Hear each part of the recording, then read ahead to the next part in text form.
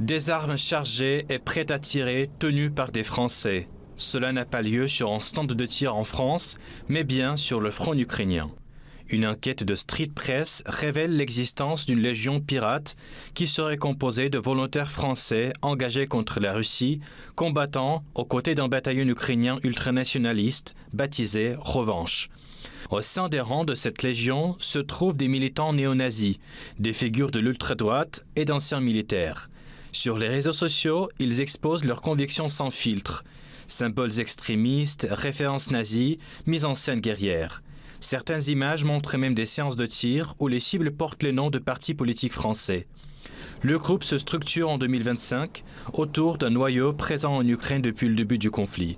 À sa tête, Gwendalde alias Kenneth. Tatouages nazis, publications ambiguës.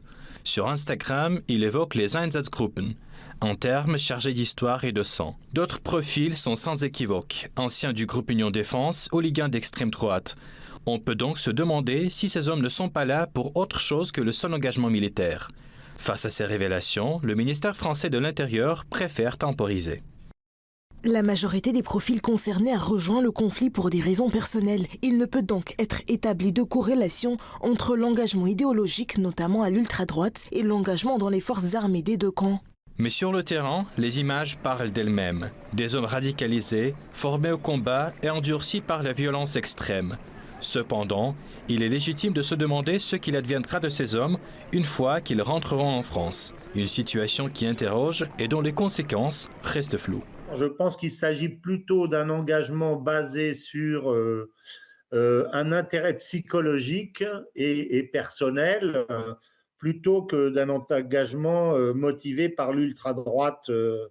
Parce qu'aujourd'hui, comme je le dis, un engagement motivé par l'ultra-droite, ça consisterait à vouloir, par exemple, faire tomber le pouvoir socialiste en France et à créer des mouvements paramilitaires en France plutôt que d'aller en Ukraine. Donc je pense que ce n'est pas motivé par une idéologie d'ultra-droite, c'est plutôt motivé par une idéologie néo-nazie, mais qui n'est pas spécialement de droite, je dirais, et puis certainement par un engagement militaire ou personnel. Je crois que c'est ça qui les motive. Ce phénomène n'est cependant pas exclusif au front ukrainien.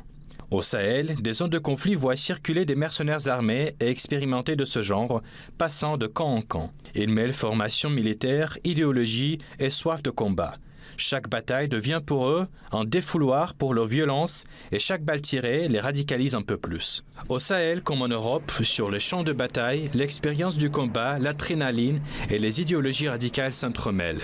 Et personne ne peut savoir quel sera le prochain front où ces hommes poseront leurs bottes et feront de nouvelles victimes au nom de leur idéologie nauséabonde.